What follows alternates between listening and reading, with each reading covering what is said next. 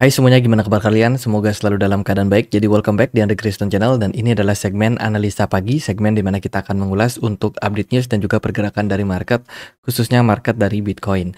Teman-teman, hari ini reboisasi lagi. Hari ini kita berada di tanggal 10 September 2024. Market mulai merespon positif kembali setelah sekitar 1 minggu terakhir dapat tekanan yang lumayan signifikan ya. Dan ya, kalau kita perhatikan mayoritas dari kripto hari ini masih dalam posisi yang hijau. Teman-teman, semoga fase ini akan terus berlanjut sampai beberapa hari ke depannya. Oke, sebelum kita lihat dari beberapa sentimen dari market kripto, kita akan lihat dulu dari makroekonominya seperti apa. Teman-teman, hari ini lumayan banyak sentimen penting yang kita akan dapetin. Salah satunya itu adalah data terkait dengan ekspor import dari China jam 10 pagi. Ini berpotensi untuk kita lihat sebagai salah satu potensi pergerakan untuk yuan China. Mungkin teman-teman yang trade di saham Indonesia akan sangat-sangat terpengaruh dengan volatilitas hari ini. Sementara itu dari Inggris akan ada data terkait dengan employment change jam 1 siang, teman-teman. Ini akan ada data yang cukup penting. Kemudian juga ada unemployment rate dari dari Inggris ya, jam 1 siang juga. Data tentang pengangguran ya, kalau unemployment-nya mengalami kenaikan berarti negatif lah untuk Inggris, teman-teman. Bisa jadi pound sterling akan sedikit menurun. Kemudian dari Uni Eropa akan ada data terkait dengan Uni Eropa Economy Forecast, ya, prediksi atau ya forecast lah teman-teman terkait dengan ekonomi dari Uni Eropa. Lalu Amerika Serikat akan ada data Fed Chairman Supervision Bar yang akan speech ya. Lalu ada short term energy outlook. Di perdagangan kemarin kita dapat beberapa sentimen data yang cukup penting adalah inflasi ya, CPI and PPI dari China kemarin menunjukkan tren penurunan. Kemudian dari Amerika Serikat ada 1 year consumer inflation expectation. Jadi diekspektasikan di bulan Agustus ini inflasi berada di kisaran 3% untuk rilis data PCE maupun CPI inflation. Dari Jepang kemarin ada data terkait dengan GDP-nya. GDP dari Jepang mengalami kenaikan meskipun masih di bawah dari forecast. Ya, kemarin yen agak sedikit strong. Jadi beberapa rilis data ini tentu saja sangat-sangat penting untuk kita lihat. Kenapa demikian? Karena beberapa hari ke depan, 19 September 2024, kita akan dapat keputusan terkait dengan suku bunga The Fed. Ini adalah sebuah event yang paling penting dan sangat-sangat berdampak terhadap market. Ya, market saham, komoditi, kripto termasuk di dalamnya. Jadi menjelang event ini bakalan sangat-sangat volatile untuk market.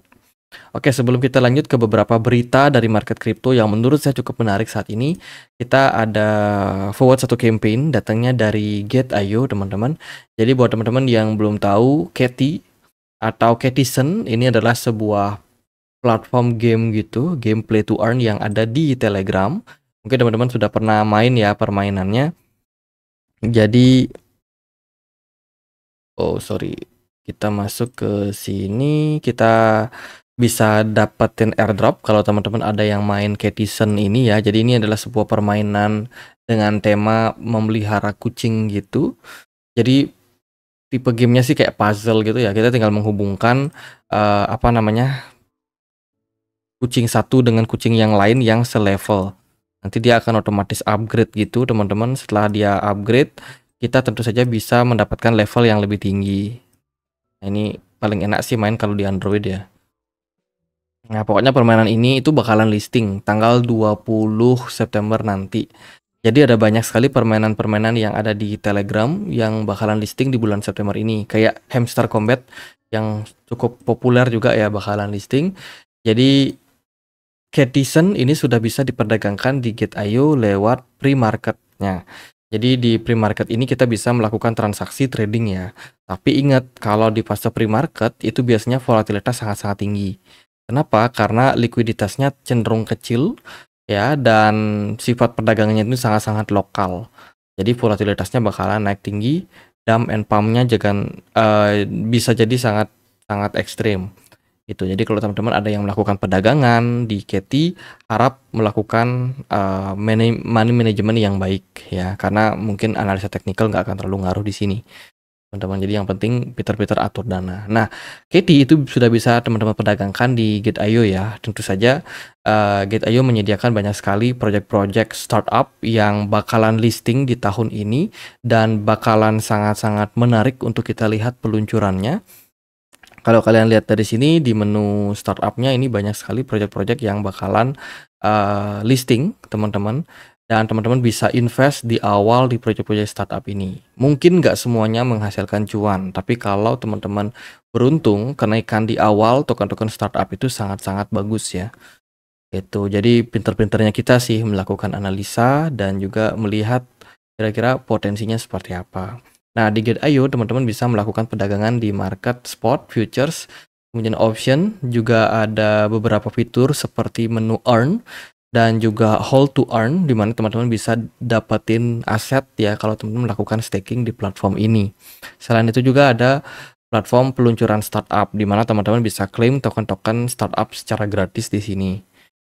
Tuh, jadi ada juga airdrop. Kalau teman-teman ikutin ya, di sini ada banyak sekali project-project airdrop yang dibagikan kalau teman-teman menyelesaikan misi-misinya, kayak follow Twitter, terus follow beberapa akun sosial media mereka, kayak ikut live streaming juga, ya kan, follow Facebook, invite friend, dan juga yang lainnya. Teman-teman bisa dapetin airdropnya secara gratis jika teman-teman menggunakan exchange Gate.io. Untuk more information yang mau memperdagangkan Ketty bisa langsung cek linknya di kolom deskripsi video ini.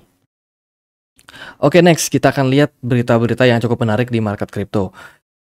Menurut ABC News, dia akan merilis debat capres antara Harris dan juga Trump pada tanggal 10 September. Jadi kalau di Indonesia kan hari ini udah 10 September, tapi kalau di Amerika Serikat hari ini masih tanggal 9. Jadi kalau kita lihat beritanya 10 September itu berarti kemungkinan di Indonesia sudah tanggal 11 ya. Jadi mungkin besok pagi itu akan ada debat teman-teman antara Donald Trump dan juga Kamala Harris di National Constitution Center in Philadelphia. Wow, ini bakalan menjadi debat yang bisa saja mempengaruhi pasar. Ya, kita tidak tahu secara pasti debatnya akan membahas topik apa, tapi kemungkinan debat ini bakalan sangat-sangat penting untuk diperhatikan dan juga waspada dengan volatilitas yang ada pada pasar. Oke, ini juga sebuah analisa jika Donald Trump seandainya terpilih ya. Salah satu analis meyakini bahwa Bitcoin akan dipush naik sampai 90.000.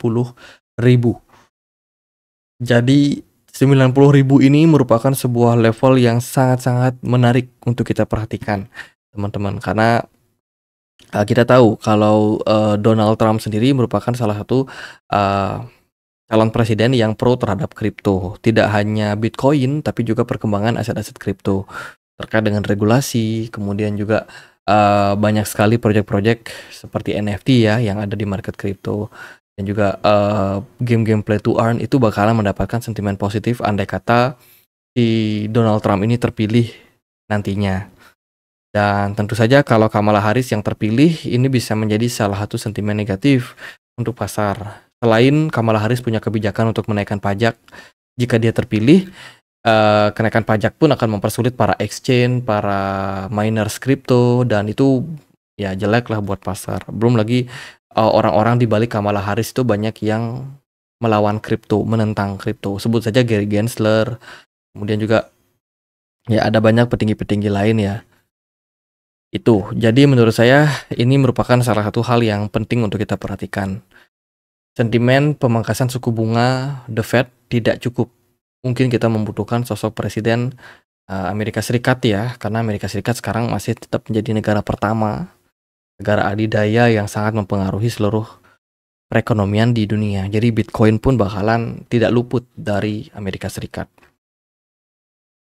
Oke, ini adalah sebuah survei yang dilakukan untuk melihat customer expectation pada market ya, khususnya marketnya Amerika Serikat. Kalau kita lihat dari sini, ekspektasi dari pasar saat ini adalah inflasi mengalami penurunan stabil ya di kisaran bawah level 3%. Mungkin around 2,7 sampai 2,8 gitu. Teman-teman, saat ini memang kalau kita lihat dari kondisi pasar ya, pasar sudah mulai membaik, ekonomi sudah mulai sedikit pulih. Ya meskipun kemarin ada sempat lonjakan pengangguran yang terjadi, dan dilihat dari inflasi juga pelan-pelan secara konsisten masih dalam proses melandai atau menurun secara bertahap. Dan target dari pasar saat ini adalah inflasi di kisaran 2,8%. Semoga ini achievable ya, semoga ini bisa tercapai di tahun ini, karena kalau kita melihat dari beberapa rilis data terakhir, inflasi itu memang turun, tapi turunnya tuh nggak banyak teman-teman. Udah tidak banyak lagi. Jadi ya ekspektasi dari market saat ini adalah penurunan inflasi. Kemudian ada sebuah analisa datangnya dari CryptoQuant ya.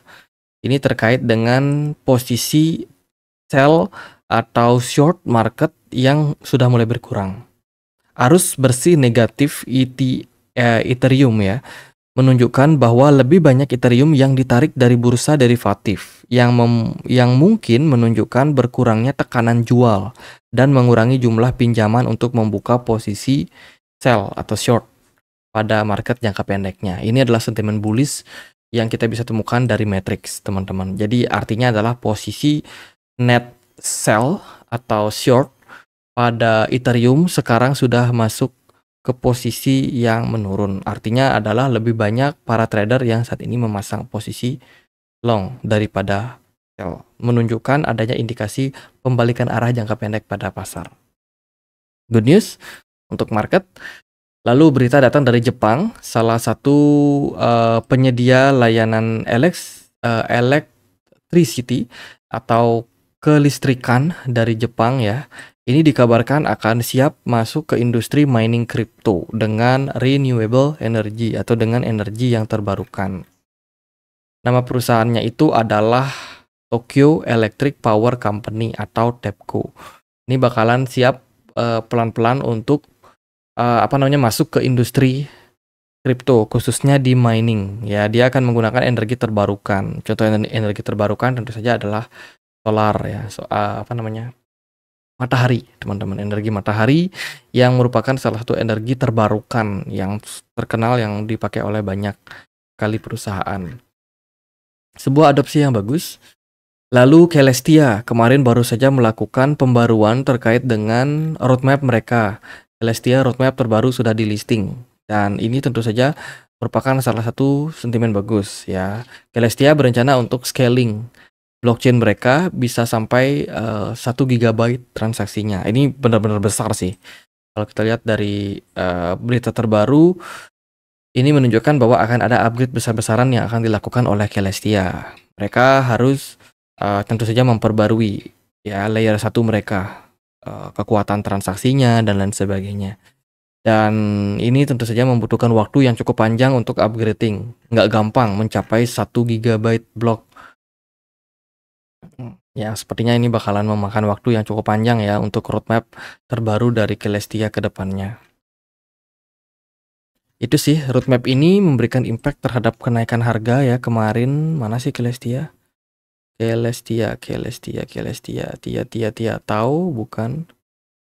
Ya, aku perhatikan Celestia juga sudah mengalami tren kenaikan ya. Oh, ini dia Celestia 7,5% naiknya kemarin karena ada narasi terkait dengan pembaruan roadmap ya. Itu lalu Avalanche nggak ketinggalan, ada berita namanya adalah Avalanche 9000. Jadi Avalanche 9000 ini adalah upgrade network terbaru yang akan mereka selenggarakan dan saat ini sedang dalam proses upgrading. Kayaknya Avalanche mencoba untuk memperbarui kecepatan ya dan juga scaling dari layer 1 mereka. Ini juga berita dan juga sentimen yang bagus untuk Avalanche. Kemarin juga ada sebuah artikel baru yang ditulis oleh Arthur Hayes. Jadi belakangan ini aku banyak sekali baca artikel dari Arthur Hayes. Kemarin juga kita bahas dia sudah menutup posisi shortnya ya, karena melihat adanya potensi recover jangka pendek pada pasar, dan terbukti hari ini recover. Kemudian dari artikel terbarunya dia mencurigai, jangan-jangan ketika pemangkasan suku bunga di bulan September ini, tanggal 19 nanti ya, market nggak akan terlalu bullish. Dia melihat bahwa kondisi dari market saat ini itu tidak sama dengan apa yang terjadi pada COVID kemarin. COVID kemarin itu kan The Fed memangkas suku bunga juga sampai nol, teman-teman. Sampai suku bunganya nggak ada sama sekali guna untuk menstimulus ekonomi. Sayangnya pada waktu itu ada kebijakan fiskal yang dilakukan oleh pemerintah Amerika Serikat. Jadi kalau teman-teman ingat, Bitcoin di tahun 2020 itu bullish parah. Kenapa? Karena warga Amerika Serikat diminta lockdown. Suku bunganya diturunkan oleh The Fed, kemudian juga ada kebijakan fiskal dari pemerintah Joe Biden. Jadi dikasih kayak dana bantuan gitu. Ya, BLT, bantuan langsung tunai pada orang-orang Amerika Serikat yang mau tinggal di rumah. Nah, karena orang-orang tersebut dapat bantuan langsung tunai tersebut, mereka punya kebanyakan uang nih. Akhirnya apa? Akhirnya mereka trade di market kripto. Waktu itu market kripto naik, bank-bank digital juga naik ya. Mungkin teman-teman ada yang trading di saham, tuh saham-saham kemarin pada naik juga pas selesai berita COVID tersebut. Itu. Jadi waktu itu market naik gila luar biasa. Tapi hal yang terjadi saat ini adalah The Fed akan memangkas suku bunga. Masalahnya adalah pemangkasan suku bunga yang dilakukan The Fed sangat-sangat bertahap dan kemungkinan tidak ada bantuan langsung tunai lagi, teman-teman. Ya ada sih mungkin kalau ada crash dari banyak bank yang collapse karena defisit, nah itu bisa jadi ada, tapi nggak akan besar.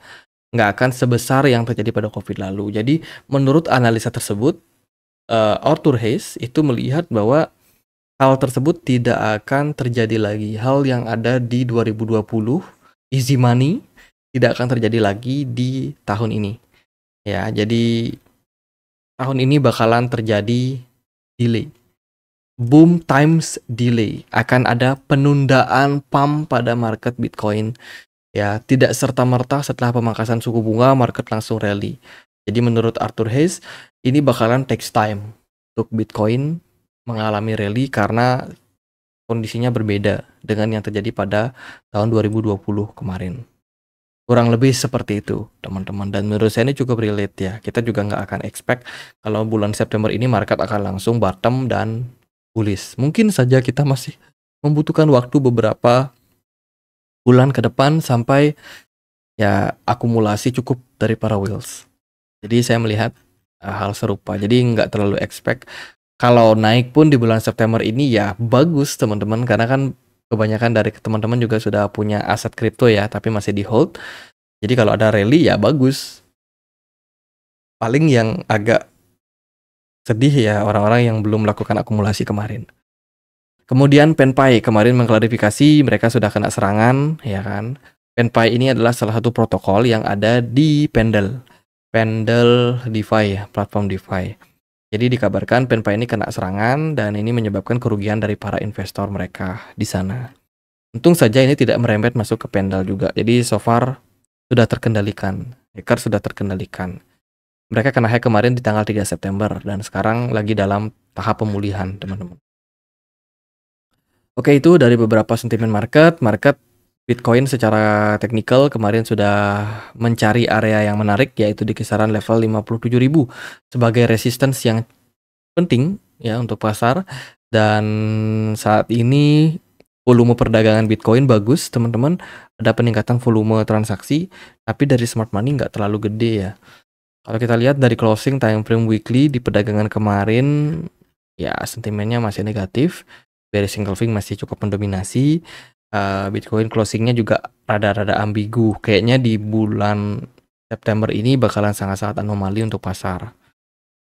Secara time frame daily, pergerakan Bitcoin mulai bagus ya. Ada 3 candle hijau di sini mengindikasikan buyer sudah mulai mengambil alih lagi untuk perdagangan pasar. Kemungkinan akan ada kelanjutan kenaikan dalam jangka waktu pendek. Ya, target pertama kita adalah di 57.000. Ya, di video kemarin aku sudah sempat sampaikan juga di akhir video. Sekarang achieve. Mungkin next target jika Bitcoin mampu melampaui 57.000, next recover-nya ke 60 ribuan something. Dilihat dari BTC Dominance kemarin menguat lagi, sayang sekali. Tapi bagusnya beberapa altcoin kemarin merespon lebih agresif kayak Kaspa, lalu ada Celestia, AAV naik 11%, lalu ada Ondo Finance naik 6%, Fat.ai juga lumayan recovery-nya sekitar 9,7%. Semoga sih kenaikan ini masih tetap berlanjut di perdagangan hari ini. Secara time frame 4 jam, kenaikan Bitcoin kali ini belum ditunjang oleh volume smart money yang kuat. Jadi kalau dari saya sendiri masih melihat aja sih market mau dibawa kemana, teman-teman. Ya, di time frame 1 jam volume perdagangan Bitcoin lumayan bagus, smart money juga udah mulai naik dari sini, tapi kita masih banyak membutuhkan dana masuk yang lebih tinggi ya.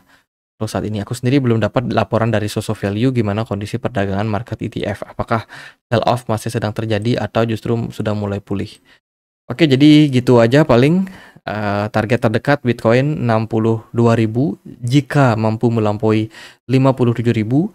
Area resistance yang menurut saya cukup realistis untuk dicapai.